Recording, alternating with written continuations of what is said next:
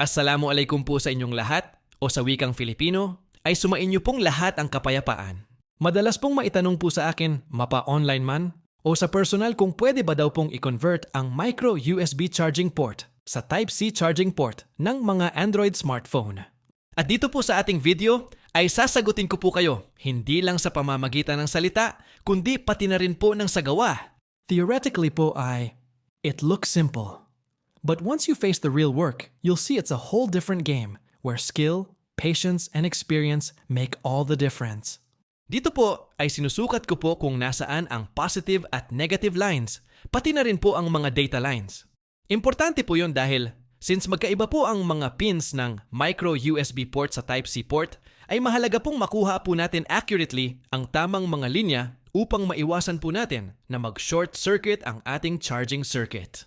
Then pagkatapos po natin ma-identify ang mga linya, ay ang next naman pong gagawin natin ay maglalagay po tayo ng mga jumper wire sa bawat pin ng charging port upang malaya po nating maikabit ang mga charging pin sa tamang pagkakabitan o katambal nitong charging pads sa ating motherboard. And after naman po natin mailagay ang mga jumper wire, ay bahagya po nating lilinisan ng alcohol ang charging port. Then maglalagay po tayo ng UV clear mask upang malagyan ng non-conductive protection layer ang mga pin ng charging port. At ang purpose ay walang iba kundi upang mapagtibay ang kapit ng jumper wire at maiwasan na rin ang short circuit sa ating charging port. Then after po nating ma-ready ang charging port, ay ang susunod naman pong i-ready natin ay ang ating motherboard. Gamit ang desoldering Gootwick ay tatanggalin po natin ang mga sobrang lead sa charging pads. Then kapag malinis na po ang motherboard, ay ikakabit na po natin ang jumper wire na connected sa ating Type-C charging port. Bago po pala natin i-fix ang ating ginagawang charging port conversion, ay itest po muna natin ito para malaman po natin kung successful po ba ang ating ginagawa. And as we all can see, na-charging na po ang ating cellphone. At syempre, ay huwag po dapat nating kalimutang maglagay ng UV clear solder mask para hindi magdikit-dikit ang mga wire at hindi rin dumikit ang mga ito sa ground ng motherboard or sa anumang open pads na posibleng pagsimulan ng short circuit. At dahil ready na po ang charging port at ang motherboard, ay ang next naman pong gagawin natin ay i-fix na po natin ang charging port. Dito po ay nilalagyan ko na po ng UV clear solder mask ang mga area na dapat paglagyan.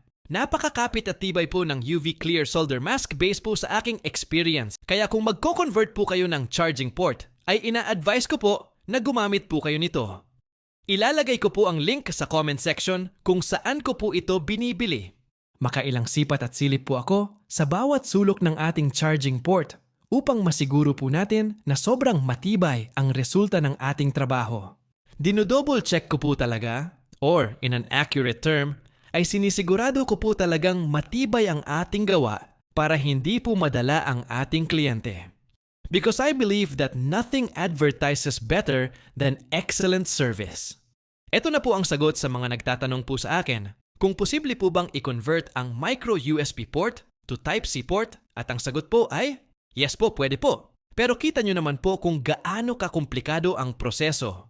Ang tanong ko po ay ano po ba ang advantage ng converted sa Type-C ang ating micro USB charging port?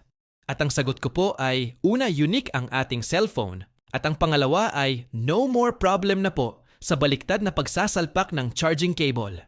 Maliban sa dalawang nabanggit natin ay no more no less na po. Sana po ay nasagot ko po ang inyong tanong, at kung may mga katanungan pa po kayo patungkol sa cellphone repair industry, ay i-comment nyo lang po dyan sa baba. At pipilitin ko pong sagutin lahat sa abot ng aking makakaya. Maraming salamat po sa inyong panonood. Ito nga po pala ang inyong lingkod, Yuritech, at your service.